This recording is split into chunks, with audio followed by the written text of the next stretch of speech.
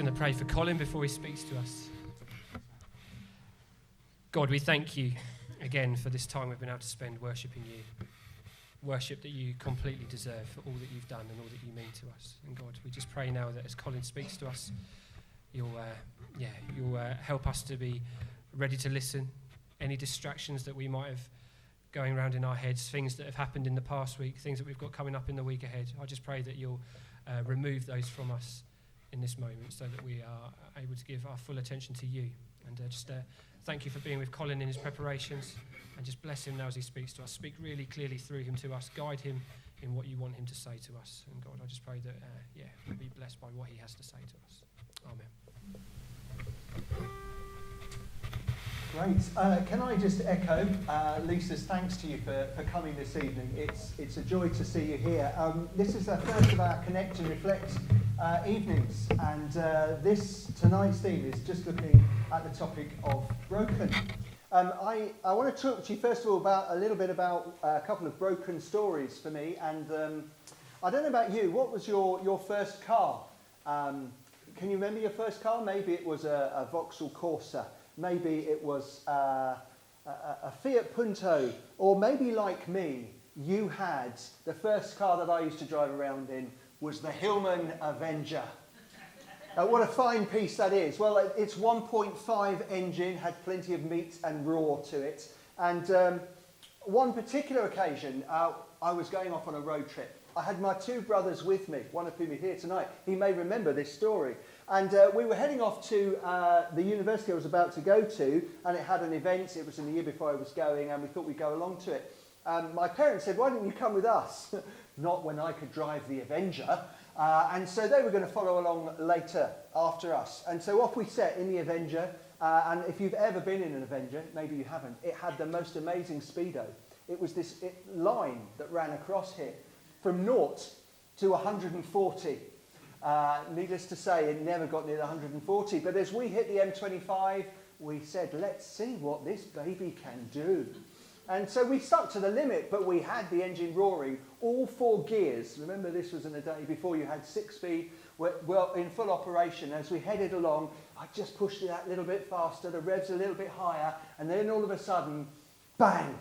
And the dashboard lit up like a Christmas tree with yellows and greens all over the place, and we pulled over to the side. I got out, lifted up the bonnet. I didn't know what I was looking for at the age of 17. It smelt, I could tell you that much, and it was a bit steamy, and I thought, what do I do? And as I put the bonnet down, I saw a house up ahead, and I thought, well, I'll go to the house, and we'll make a phone call. And so I kind of went over to the bank, and I was lost. I couldn't get up to this house. What was I going to do?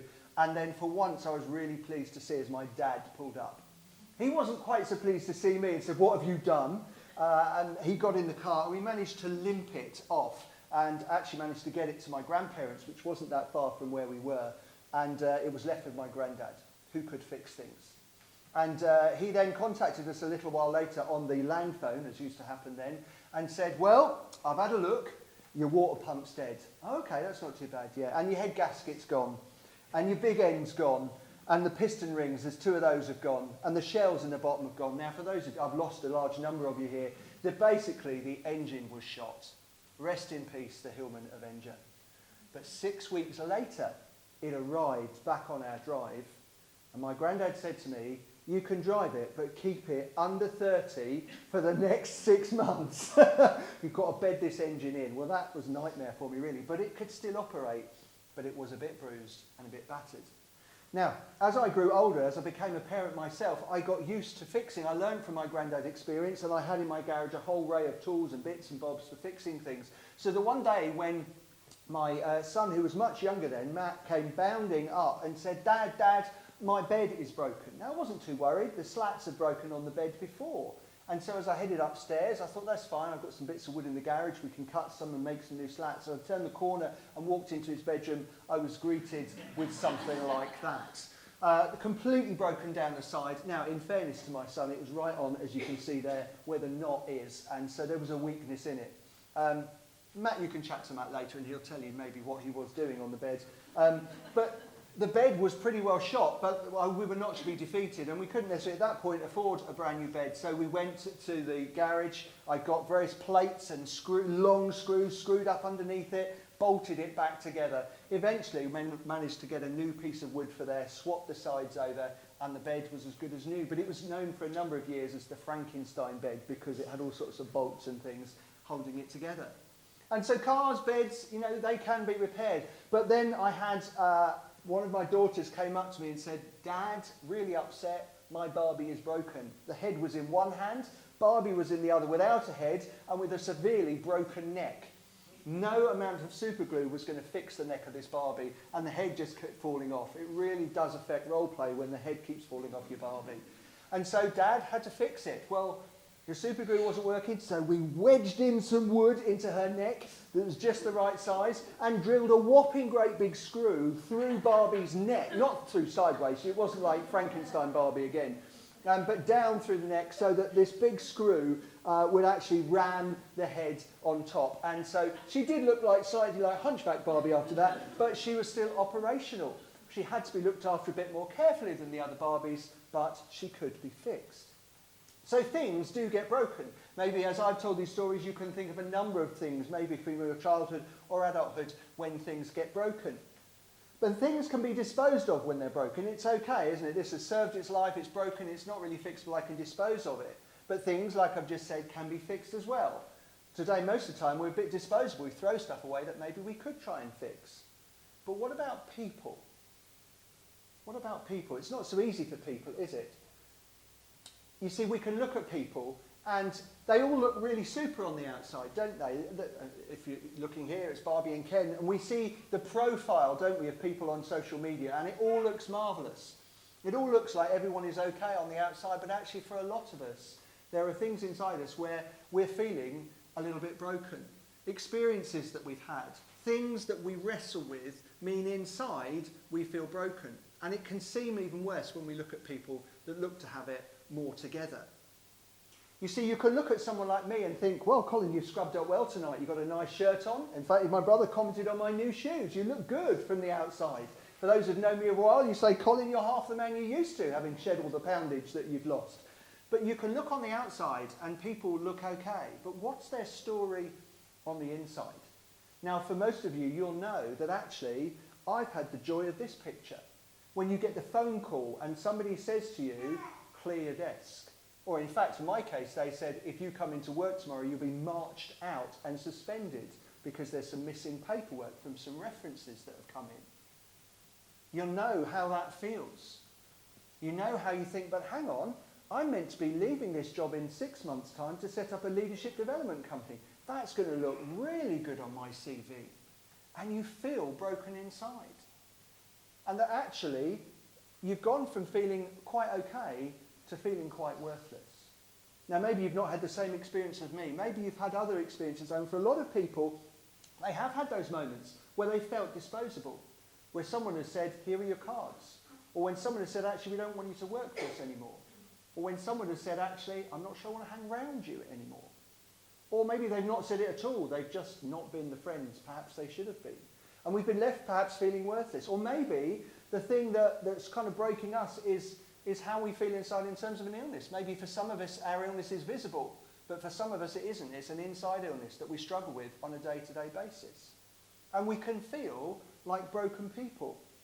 And we look in our world, and our world looks a little bit broken. We look at our society, and we see left versus right. We see Brexit versus Remain.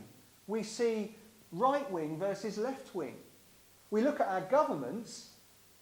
Well, it's a good job I've lost my hair, because we just pull it out in terms of how our government seems to be behaving in our parliament, and it just seems really broken. And at times, maybe also, we can look at church in our world today and think, is church quite right? Can church at times feel a bit broken? Church should be a place where we love and we care for one another, but at times, perhaps it isn't. And it can just feel broken. Because actually, church, like society, is made up of people. It's made up of people like us, where we get it right sometimes, but sometimes we get it wrong. Now, this all sounds quite depressing already. We've had damaged Barbies, and we've had damaged beds, damaged cars, and now we're talking about damaged people. But What if there was a better way of thinking about brokenness? What if there is a better way? What if a God who was broken and loves the broken invites you to use your brokenness to bring hope to the broken? What if a God who was broken and loves the broken invites you to use your brokenness to bring hope to the broken? What if being broken actually was a good thing that God wants to use and bless? How crazy would that be? Well, I want to talk through tonight. I wanted to just look again at the person of God in the person of Jesus, the God who was broken. And I want to look quite quickly through three characters or groups of characters. I want to look at the blind man, the adulterous woman, and the calling of the disciples tonight. We're going to whiz through them. Most people just tackle one little passage. I'm going whole hog. We're going three tonight. So let's see what we can look at. So first of all, we've got the blind man. And I'm just going to read through. I want us to look at actually what the Bible says. And we're going to pick out some key bits from it in a minute. So with the blind man, from Mark chapter 10, verse 46 to 52. Then they came to Jericho. As Jesus and his disciples, together with a large crowd, were leaving the city, a blind man, Bartimaeus, which means son of Timaeus, was sitting by the roadside begging. When he heard that it was Jesus of Nazareth, he began to shout, "Jesus, son of David, have mercy on me." Many rebuked him and told him to be quiet. But he shouted all the more, "Son of David, have mercy on me." And Jesus stopped and said, "Call him." So they called to the blind man, "Cheer up, on your feet, he's calling you." Throwing his cloak aside, he jumped to his feet and came to Jesus. "What do you want me to do for you?" Jesus asked him. The blind man said, "Rabbi, I want to see." "Go," said Jesus, "your faith has healed you." Immediately he received his sight and followed Jesus along the road. It's a passage perhaps we've read a number of times, but I want to pull out some really key things. The first thing to note in verse 46 is that this man was a broken man. He couldn't see, and that lack of sight meant that he couldn't earn any money.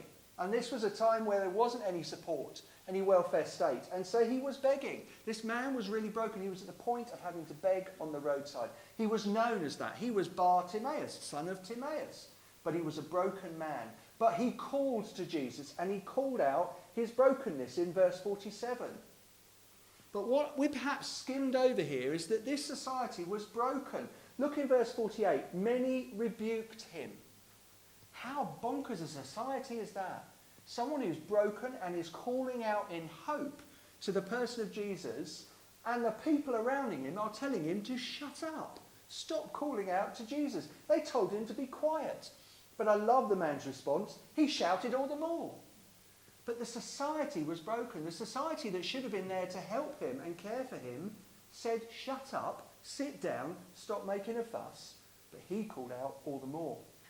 I love Jesus' response as well in verse 49. I don't know, as we read that through, whether you missed it. Jesus in verse 49 stopped and said, "Call him." Jesus didn't call him. He told the crowd who had rejected him to call him. He spotted that the society was broken. He said, "I want you to call the broken man and bring him to me." So that's what they did. And then Jesus asked him, "What do you want?" And he says, "I want to see. I want to be released from my brokenness." And that's what Jesus granted him. And the man changed. He no longer lived in the same way. He followed Jesus along the road. Previously broken, he now follows. So what we have here, though, is we have a man who was broken. But we have the God in Jesus who loves that broken man, inviting him to come. And he invites to use brokenness to bring hope to the broken. The man carried on the road with him. He would have told his story. He was known as Bartimaeus, son of Timaeus. He was famous. He was the one that was always begging there. And now people would know his story, and he would tell his story of brokenness and how he was now had hope. He calls us to take our story of brokenness along with us. So our second character is to look at the adulterous woman. And here's from John 8, 2 to 11. The Pharisees brought a woman who had been caught in the act of adultery. They put her in front of the crowd. Teacher, they said to Jesus, this woman was caught in the act of adultery. The law of Moses says to stone her. What do you say? They were trying to trap him into saying something they could use against him. But Jesus stooped down and wrote in the dust with his finger. It never tells us what he wrote here. He could have just been doodling, waiting for time. He could have been using this as a pregnant pause for power and authority. He could have written a sign and symbol that we don't know about. Who knows? They kept demanding an answer while he's doing this. So he stood up again and said, all right, but let the one who has never sinned throw the first stone. And then he stooped down again and wrote in the dust. I'd love to have been there, see what he was writing. Maybe it was a bit of street art, just whilst he was waiting for power and effect. When the accusers heard this, they slipped away one by one, beginning with the oldest, until only Jesus was left in the middle of the crowd with the woman. Then Jesus stood up again and said to the woman, where are your accusers? Didn't even one of them condemn you? No, Lord, she said. And Jesus said, neither do I. Go and sin no more. So what we have here is a woman who is broken. Her morals are broken. She's been caught in the act of adultery. Various commentaries talk about maybe how much she had been caught in the act of adultery. What's interesting is they haven't brought the bloke here as well. It takes two to be caught in the act of adultery. But she is brought here, and she's brought here for a reason, because they want to catch Jesus out. But what we notice here, and again maybe we skimmed over this as we read the story, is the religion here is broken. They quite quickly, jumping on the law of Moses, says to stone her. Quick to condemn. Religion broken. There's no religion of hope here. There's no religion of change. There's no religion of transformation or grace until Jesus steps in. Because in verse 11, Jesus says, neither do I. Jesus, as the Son of God, is the only one really had the right to condemn this woman and do something about it. And he chooses grace. And then he says, go and sin no more. He says, go and write a new story. Take your story of brokenness and go and sin no more. Write a new story. It's always part of your book. It was part of the last chapter. But this next chapter, you can take that chapter into the next chapter and write a new story. A story of hope, a story of grace. You see, the God who was broken loves the broken. Jesus, as he stood there, he knew what the Pharisees were up to, but he knew what the woman had done as well. But he was a God who loves the broken, a God of grace, as we saw there. He invites you to use your brokenness. He said to the woman, go and sin no more. Take this new story and write a new one, and use it to bring hope to the broken. And then I want to introduce you to the disciples. I love the disciples because the disciples are a complete mixed bag. If you were going to start a church, you wouldn't have perhaps chosen this bunch of disciples. And this is what we find out. And we're going to dig a bit into this one and see again how the God who is broken loves the broken. You might not think these are broken when you first look at them. But let's have a look. As Jesus was walking beside the Sea of Galilee, he saw two brothers, Simon called Peter and his brother Andrew. They were casting a net into the lake, for they were fishermen. Come, follow me, Jesus said, and I will send you out to fish for people. At once they left their nets and they followed him. Again, it's a story we've probably heard time and time again. But it's a story where some hidden brokenness here that we, perhaps in the 21st century, don't spot too easily. The first thing is, I just love this bit, they were casting a net into the lake, for they were fishermen. Why else would you be casting a net into the lake? Why emphasize it? Well, it's the sort of thing that actually biblical writers used to do. They would mention it twice to really emphasize the point. They were casting a net into the lake, for they were fishermen. It's to hone the point. These guys were fishermen. Now, you might think, big deal, Colin, they're fishermen. So, well, it doesn't mean they're broken. They might have a few scratches and scars from wrestling fish, but what does that mean?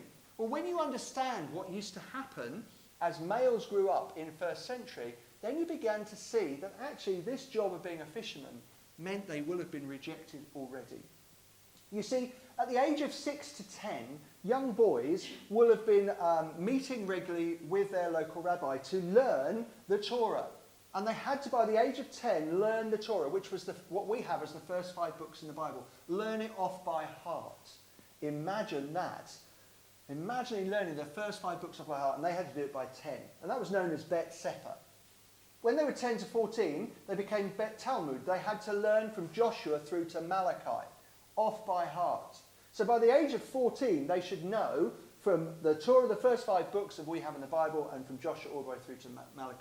And for the best students, they would then be invited to become Bet Midrash. They would be known as the Talmudim.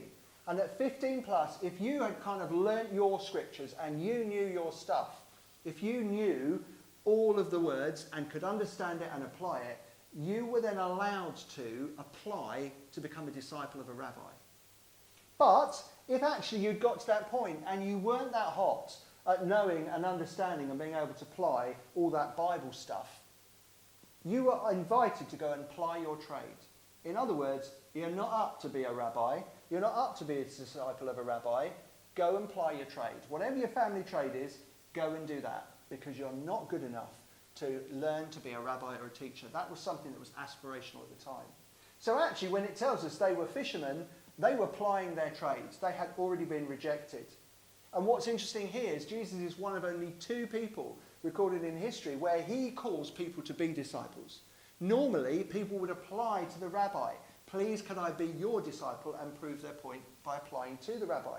But Jesus calls them.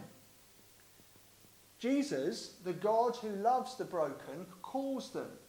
He doesn't wait for them to come to him. He says, you have previously been rejected. I think there's something amazing about you, and I want you to be part of it. And at once they left their nets and followed him. So there are the characters that Jesus met. Because there is a God who is broken, loves the broken, invites you to use your brokenness. When he said, come and follow me to those disciples, their story was one of, we were rejected by 15. We started plying our trade, and now we have been called to follow. And so they were invited to use that story, use that brokenness to go forward and fish for men and women as part of that, instead of fishing for fish. To bring hope to the broken. If the Rabbi Jesus could use fishermen to do that, then there is hope for the broken. So let's have a look at this person of Jesus. Because I keep saying to you that the God who was broken. So how broken was Jesus? Does he really understand what it's like for us to be living today? Does he know what it's like to be broken? Well, in Matthew 27, 35 to 43, it's when they had crucified him, they divided up his clothes by casting lots, and sitting down they kept watch over him there. Above the head they placed the written charge against him. This is Jesus, the King of the Jews.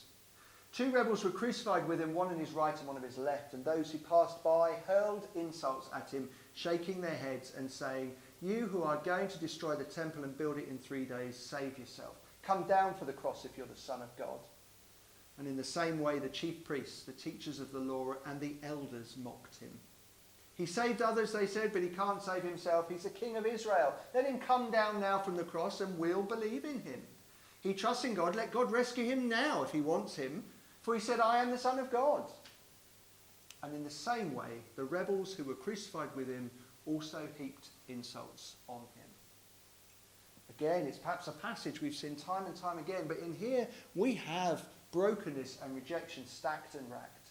You see, right at the beginning, you have Romans dividing up his clothes by casting lots.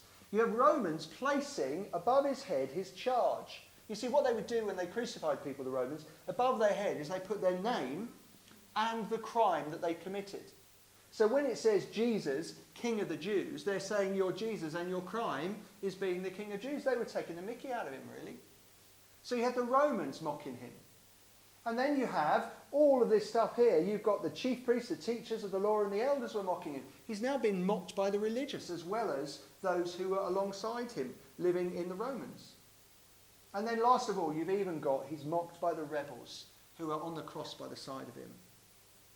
You see, Jesus knows and understands what it's like to be broken. He knows what it's like when those peers around you are mocking you. He knows what it's like if you've ever had an experience where perhaps those who are religious have mocked you or rejected you or left you out.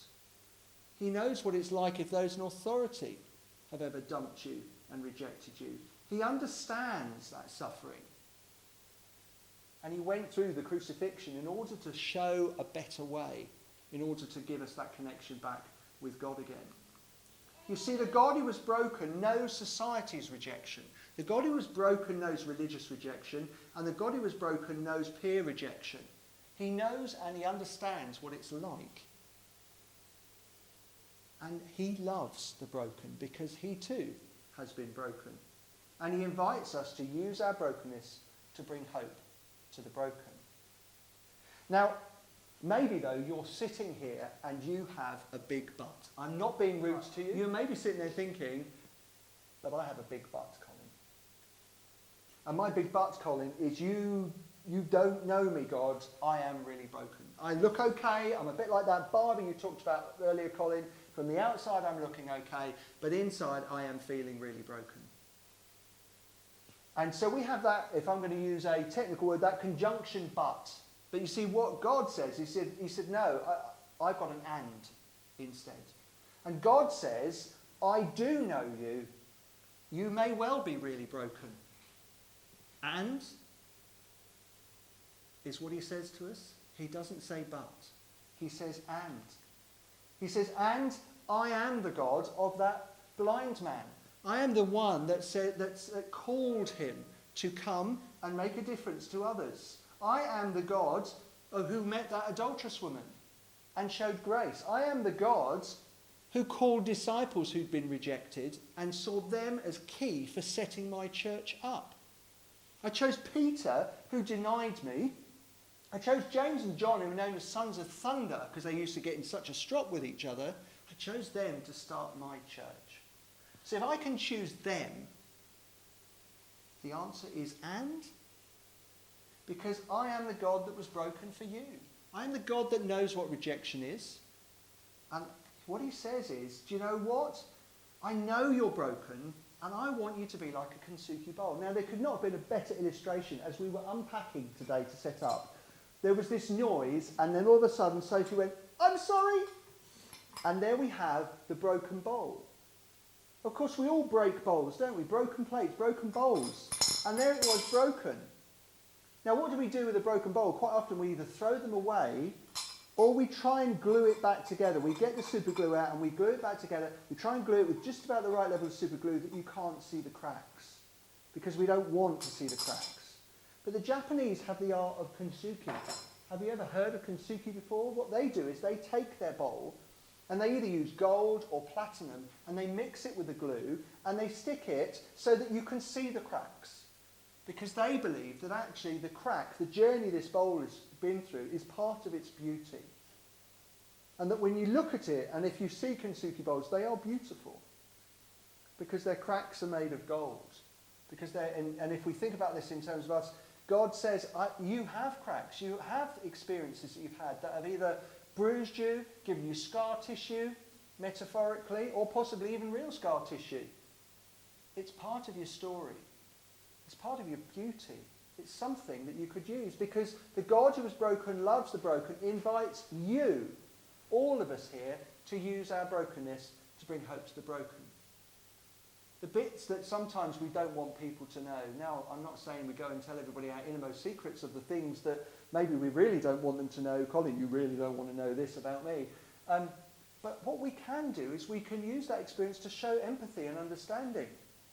You see, when we meet the person that is sick and unwell, we walk in community with them.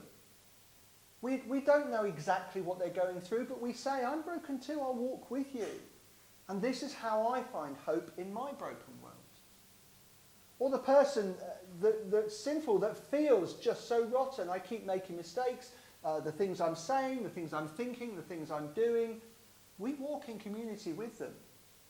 And we just say, I'm broken too, I make mistakes. We show the grace that we saw in the story where Jesus showed grace to the woman who was caught in adultery. And we say, this is how I find hope in broken world. Is it any use to you? Perhaps the person that's shy, and we're shy too, and we just walk in shyness along with each other and say, I'm broken too, I'm shy, I struggle with that. I walk with you, and this is how I find hope in the broken world. I'm not the perfect example. I haven't got all the answers, but I just walk with you in community. Or the sorrowful, the person that's broken-hearted. And they tell us their story of mourning, their story of hurt and pain as they've lost someone. And we say, I'm not in your shoes, but I recognize this is hard and it's hurting you and it's breaking you, and I walk alongside you in your brokenness, and I walk with you in community. Because God invites us, the God who loves the broken invites us to use our brokenness to bring hope to the broken. You see, you don't walk in their shoes. We all wear different shoes, and I'm not just talking about actual shoes, but we don't walk the same lives of others. But we maybe understand an element of what they're going through and what it's like to walk their journey. Because you can maybe look back to whatever your equivalent story is. Maybe you weren't asked to clear the desk, but you know times when it's really hurt and you felt broken. And actually that gives you some empathy and some understanding, where you can say, I don't have all the answers, but I walk with you in my shoes that have been broken too. So what do? How do we renew the broken? Because for some of us sitting here, we might feel really broken. For some of us, we go, well, I've only got a few little cracks, Colin. Is that okay? It's first of all, it's just recognising that we are broken and we've got some broken bits. Present it to God in renewal. To actually say, I'm not the perfect article God. I know I think wrong sometimes. I know stuff comes out my mouth wrong sometimes. I know I've got this pain, either physically or emotionally. I talk about the fact of, I don't know if it's even politically correct or religiously correct to say the word Harry Potter in the church, but I'm going to say it. Harry Potter has a scar, doesn't he? You know the story of Harry Potter? He has a scar, and his scar itches every time Voldemort comes near him, as the story says. Yeah? And actually, sometimes our equivalent of our Harry Potter scars can itch. When we see or we experience again perhaps the things that have hurt us, or when we see others going through a similar thing, when we feel those Harry Potter scars itching in us, that's a reminder to us to use the brokenness that we have to try and bring hope to the broken. So present that to God, to say, look, God, I know in my story there's this, this and this that makes me at times feel a bit broken. I don't like that feeling of brokenness, but I'm going to present it to you to ask you, God, to help me use it to bring it for good. Just as we had with the blind man that called out and said, I'm broken, I need your help. And Jesus says, what do you want? He said, I wanted to see. And we again present that to him and say, look, I'm broken in this. And Jesus says, what do you want? And we say, please, can you use the experience I've had for good and not for bad? Ask for that renewal. And then take a different approach with your broken. When you feel that Harry Potter scar tissue itching, when you feel that sense of pain and hurt, when you see someone going through a similar thing that you've gone to, use that now. Write a different story with it. Take that forward and use your experience to help them, even if it's just empathy and standing with them. Because the God who was broken, that Jesus who hung on the cross for us, and not just hung on the cross, got vile abuse from the religious authorities, the Roman authorities, the criminals hanging by the side of him, that God who was broken, he loves the broken. He loves you, he loves me, he loves the broken people out in society. He invites us to use our brokenness to bring hope to the broken. See, one of the things that we talk about for Connect Church is we want to just be church, not go to church, not come to church, not attend church. We just want to be church. And be church means walking alongside each other. Actually saying, how's your week been? Following up the following week by saying, I know you were worried about this last week. How's that been? Being church means being broken. And actually being open and honest with each other and saying, do you know, I recognise that's really painful. I've not gone through the same thing as you, but I've had stuff that's hurt me too. And they might say to you, well, how did you get through it? Have you got any advice for me? And it's just about being church with one another, about using our brokenness to bring hope to the broken, being a community of broken people who love one another and love the community around us. So we're going to have a moment now, just quiet, just to think. I've rattled through a whole load of stories on a time frame here, stories of people who were broken in different ways. Some of that may have resonated with you. It's time for us to just think, is there anything in me that I can use to help those around me? And after that moment of quiet, what we're going to then do is we're going to come together and we're going to have a kind of communal response. Lisa and I are going to read some words out to you. I think our colour is blue. We're going to read them out in blue, and then there's some words in black that you can respond to. If you just want to listen and reflect those words, you can do. If you want to use those words as a pledge of redefining your things that you feel broken, then feel free to do that. So we're going to do that in a minute. And just before we do, I've just brought a couple of books here that if any of you are kind of thinking, yeah, but I feel vulnerable, I feel at times I just don't know how to work with my my sort of brokenness. There are a couple of books written by Brené Brown. You may have come across it. One is called Daring Greatly, How the Courage to be Vulnerable Transforms the Way We Live, Life, Parent and Lead. And it just talks about the courage we need sometimes to work with vulnerability. And another book that she's written, which is sort of based on this one, which is called Dare to Lead, and again works on the same thing. If you work with people and you lead others, that's a really good book to just understand how we are vulnerable people. There are things about us that we feel delicate about. And this talks particularly about how to use your vulnerability. So feel free to come up afterwards, take a photo of the ISBN number or whatever, if that's going to be useful to you, to just, for those of you who like to read and delve into that a little bit further. But let's just spend a moment of quiet, just thinking and reflecting on some of the words we've had. Just in your moment of quiet, bring those before God and just ask for his thoughts, and then Lisa and I will lead you in that response.